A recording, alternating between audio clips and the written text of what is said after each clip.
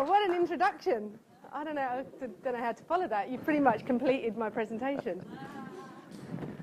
So, as he just introduced, my name's Kelly Wright. I decided to make a difference. A friend of mine who, I'll start the presentation.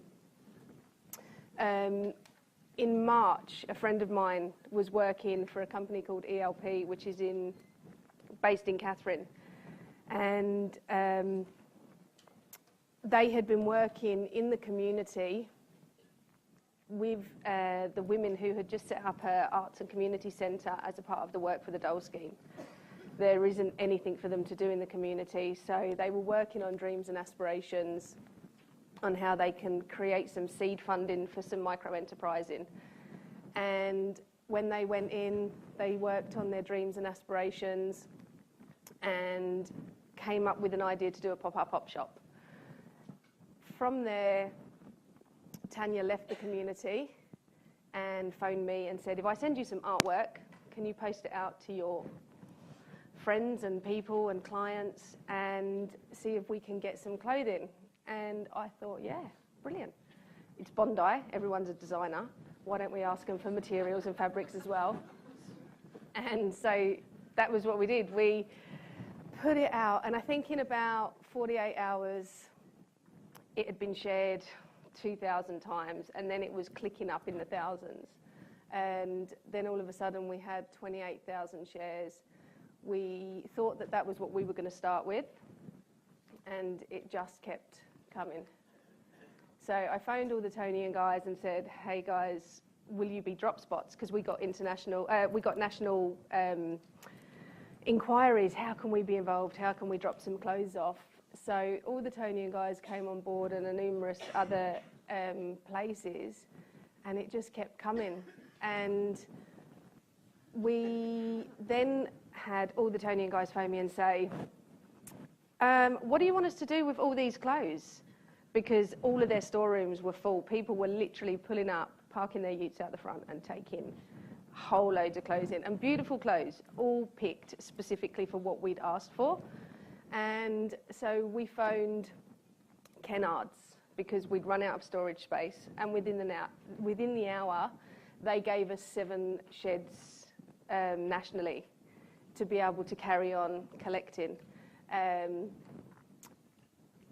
McCarroll's Renault gave me that wagon so that I could keep collecting. My son is perched in there as well. He did a lot of packing.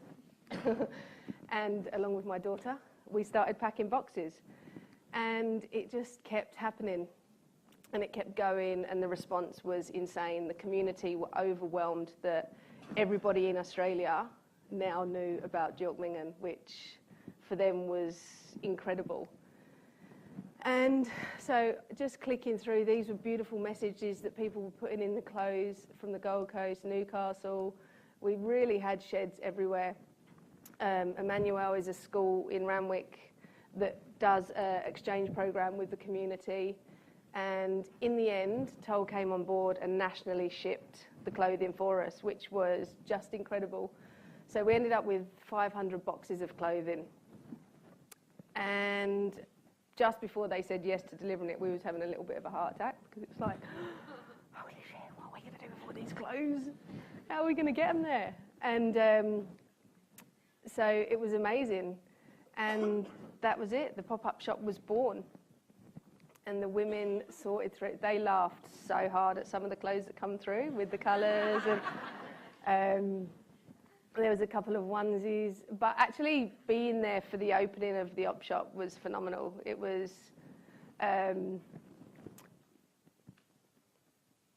when I first got there, we took in about 10 boxes on the back of this ute.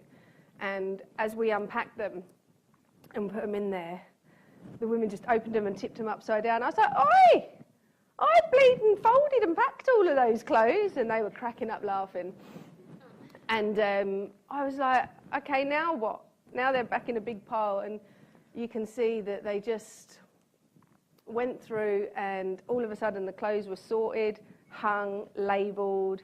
And the community, like the way that they worked together without direct instruction and barking orders was, for me, as a business owner, incredible to watch, and it was really impactful on the way that I now conduct myself with my staff.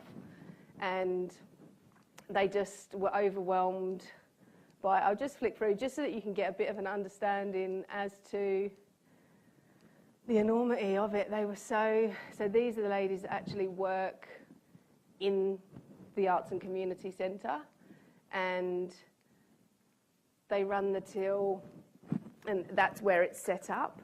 So they were truly overwhelmed. And in the first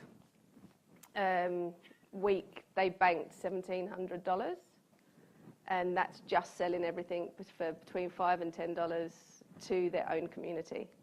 So they had this lady, she bought a whole load of clothes, and then she come back 10 minutes later wearing all of them. And she was like, look at my new clothes. And it was just incredible. So that's Sheila. She's one of the original founders of the land and one of the elders of the community. And she is a very, very special lady. And yeah, so after that, they banked it. This little lady changed. She was very cute. She changed everything. And these are my babies. So after I left the community and saw, these are disused housing. So in the community, the houses were built right next to the river on low-lying land. The river floods 3 or 4 times a year. So it's lime water land, so they're just unusable. So forced overcrowding within the community because of the infrastructure being built incorrectly or in the wrong place causes overcrowding. So by the time I got back to Darwin after leaving the community, it just didn't resonate well with me. And by the time I got to the airport, I downloaded PowerPoint and WordPress. And by the time I'd landed in Sydney, I'd created Deciding to Make a Difference. I couldn't walk away from that problem, and because once you know, you know. And if you walk away and you do nothing about it, then you're choosing not to do anything about it, which then makes you a part of the problem. And it was unbelievable. So when I came back, the first thing I did was sought to get approval from the elders. And so I have written permission to go ahead with this project. I have spoken with them at extensive lengths. I then went on to find Nev House, who are an incredible company. This is the infrastructure that we're going to put in there. The slats that you can see, they all open. It's steel and timber frame. They're all built off the floor, sustainably sourced in Australia, colour bomb roofing, and it's recycled plastic. The slats are recycled plastic. So each 2-bedroom house takes about 3 tonne of recycled plastic. So we're dealing with 2 social problems at the same time. They all come off the grid with their own tank and their own solar panels.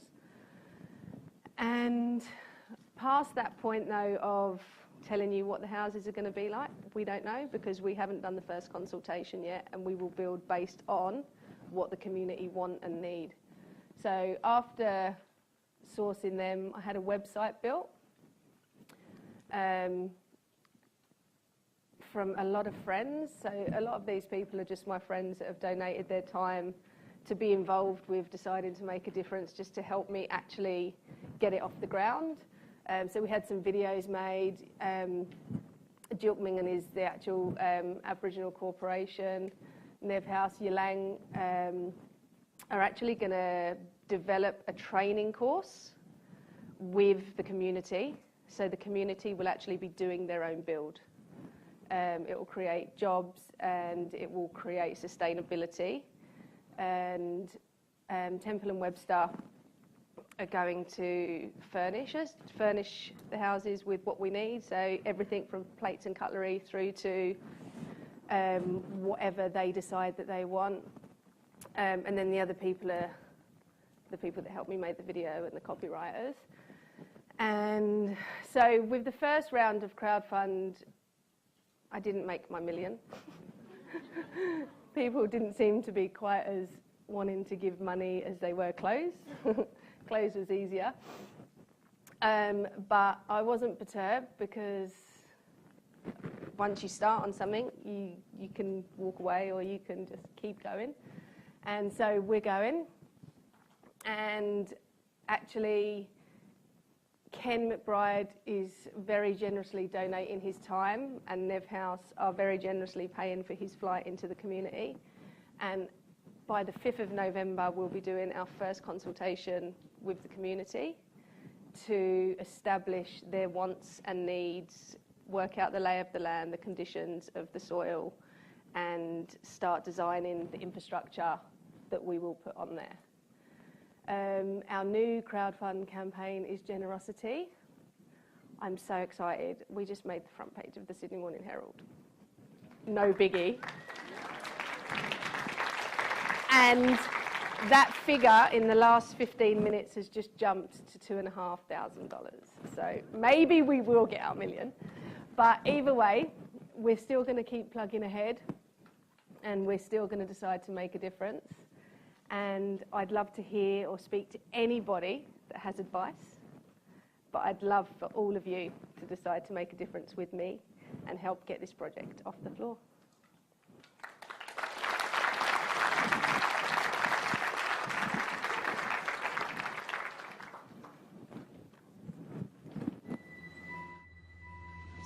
I hope that after sharing our stories, we stay together as a family forever.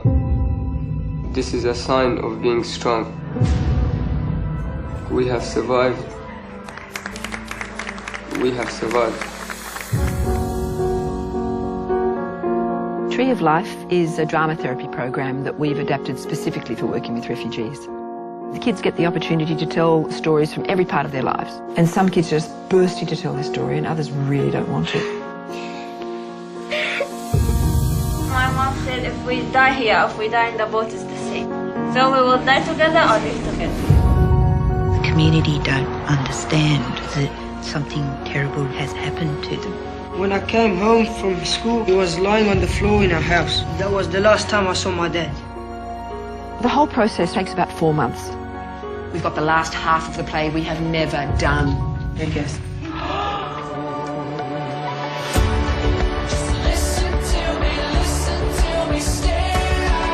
Our goal isn't to make them good actors. It's more to make them grow as people.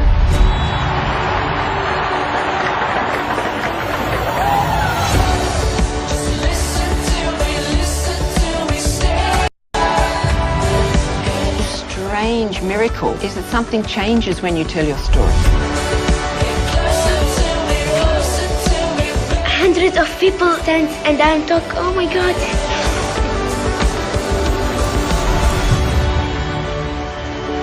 I feel privileged to be able to walk beside them.